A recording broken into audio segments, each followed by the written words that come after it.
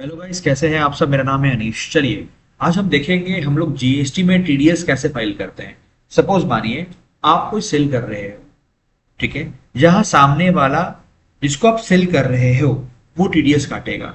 तो जिसको आप सेल कर रहे हो हम आज उसके एंगल से बात करेंगे कि कैसे हम लोग GSTR 7 फाइल करेंगे। ठीक है, करना क्या है आपको।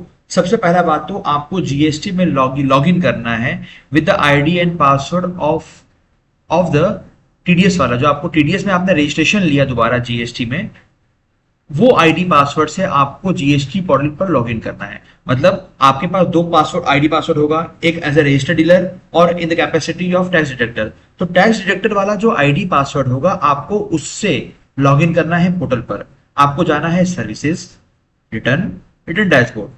ठीक है, मार्च महीना का GSTR 7 फाइल करने का ड्यू डेट होता है 10 अप्रैल। अप्रैल का होता है 10 मई। तो एग्जाम्पल हम पहले इसी को वेरीफाई कर लेते हैं। देखो अप्रैल का फाइलिंग करने का डेट क्या है, 10 मई। सपोज मानो हमें अप्रैल का फाइलिंग करना है टीडीएस, हमें किसी का टीडीएस काटना है। तो जिनसे हम परचेज किए हुए होंगे उन्हीं का टीडीएस हम काटेंगे। तो क्या करना होगा, इधर हम यहाँ डबल क्लिक कर सकते हैं या प्रिपेयर ऑनलाइन में क्लिक कर सकते हैं।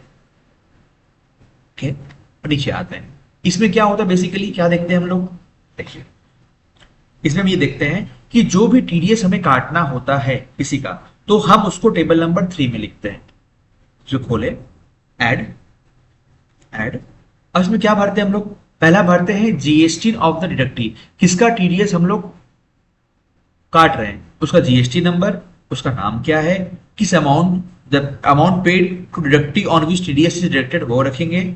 और अगर हम उस पर उसके बिल पर जो हम परचेज बिल किए हैं वो सामने वाला या तो जीएसटी चार्ज करके दिया होगा या सीजीएसटी एसजीएसटी चार्ज करके दिया होगा। मेरे को मोस्ट प्रोबेबली क्या होता है, या तो सीजीएसटी एसजीएसटी मिलेगा या आईजीएसटी मिलेगा। तो हमें टीडीएस जो काटना है, अगर आईजीएसटी किया होगा तो टीडीएस जो हमें काटना है वो आईजीएसटी में जाएगा। अगर उन्होंने सीजीएसटी एसजीएसटी लगा के दिया है तो टीडीएस का जो अमाउंट रहेगा सीजीएसटी का यहाँ रहेगा और टीडीएस का जो एसजीएसटी का अमाउंट रहेगा वो यहाँ रहेगा। इसको सेव करेंगे हम लोग, एक एक करके हमें सेव करते चलना है।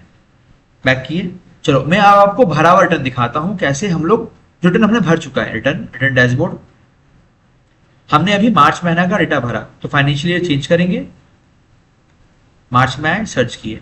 सर्च करने के बाद क्या ऑप्शन है, डबल क्लिक किए, खुल गया ये टेबल नंबर। टेबल नंबर 3 खोले। टेबल नंबर 3 में हमने क्या भरा भाई, जीएसटी नंबर, पार्टी का नाम क्या है, क्या अमाउंट पे किया, उस पर कितना सीजीएसटी कितना एसजीएसटी होना चाहिए था वो हमने लिख दिया यहाँ पर, और हमने उसको पेमेंट करा दिया। कैसे पेमेंट करा, यहाँ भर दिया हमने।